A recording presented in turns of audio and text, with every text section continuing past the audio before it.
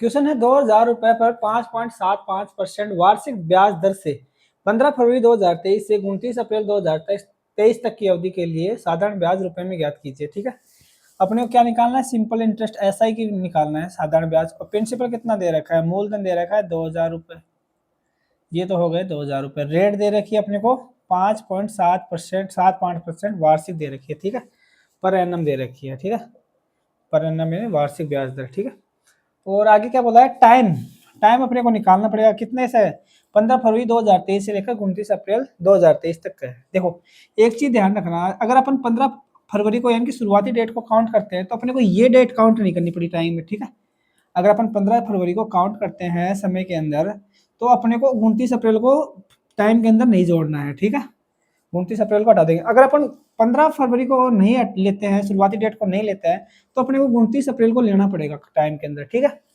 Time निकाल लेते हैं। देखो ये क्या है 2023, और 2023 में अगर 4 का भाग देंगे तो भाग नहीं जाएगा, मतलब ये क्या है, लीप ईयर नहीं है। ठीक है, मतलब इसमें फरवरी कितने दिन की होगी, फरवरी होगी अपनी 28 दिन की होगी, फरवरी में 28 दिन होंगे।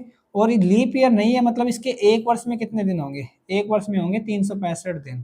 ठीक है, एक वर्ष में 365 दिन होंगे, तो एक दिन बराबर क्या हो जाएगा, यहाँ से एक दिन बराबर हो जाएगा 1/365 वर्ष हो जाएगा, 365 वर्ष ये हो जाएगा। ठीक है, इसकी अपने को आवश्यकता पड़ेगी वर्ष में बदलने के लिए दिन को। ठीक है, एक दिन बराबर 1/365 वर्ष हो जाएंगे यहाँ पे। अब देखो टाइम निकालना है तो फरवरी में तो कितने दिन होंगे, देखो फरवरी में टोटल कितने दिन है, 28 दिन है। ठीक है, फरवरी में टोटल कितने दिन है, 28 दिन है। अगर अपन 15 फरवरी को काउंट कर लेते हैं, ठीक है, तो 29 अप्रैल को काउंट नहीं करेंगे।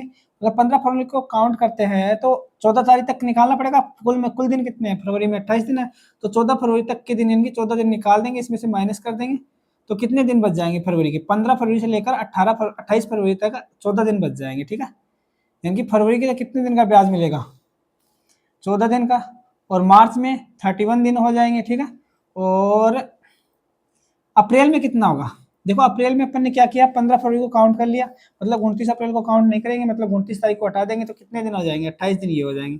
टोटल टाइम कितना हो गया दिन में, 8 1 9 9 4 13 9 4 13 दिया, हाथ से लग गई 1 2 3 5 6 7 यानी 73 दिन हो गए टोटल। ठीक है, और अपने को पता है एक दिन बराबर कितने हैं, 1/365 वर्ष, तो इसे वर्ष में बदलेंगे तो कितना आ जाएगा, 73 इंटू एक दिन बराबर कितना है, 1/365 वर्ष, तो 1/365 ये वर्ष हो जाएगा। ठीक है, रख दिया, सॉल्व कर लेंगे, कितनी बार चला जाएगा, 5 बार चला जाएगा।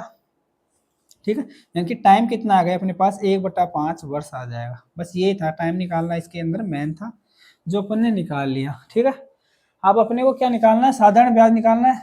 ठीक है, इस अवधि के लिए 1/5 वर्ष के लिए, तो साधारण ब्याज के बराबर क्या होता है, ऐसा ही बराबर होता है principal into rate into time upon 100 होता है। ठीक है, ये होता है। तो ऐसा ही पी बराबर कितना है, प्रिंसिपल मूलधन 2000 है, रेट कितना है 5.75 है, इंटू टाइम कितना है 1/5 है, तो 1/5 लिख दिए। ठीक है, और बटे में क्या है 100 है, कर दिया। दशमलव हटाएंगे, 2 अंक है दशमलव के बाद, तो ये 2 बिंदु खा जाएगा। ठीक है, और ये 20 से कम 20, ये 20 पंजे 100, और ये 5 से 5 कितने हो जाएंगे, नीचे 25 हो जाएंगे। 25 को इससे काटेंगे तो 25 दूनी 50 और 25 75 कितने आ गया, ऐसा ही बराबर कितना आ गया, 23 आ गया। ये अपना आंसर आ जाएगा। ठीक है, रुपए में, यानी कि ऑप्शन नंबर 20 का आंसर हो जाएगा। ठीक है।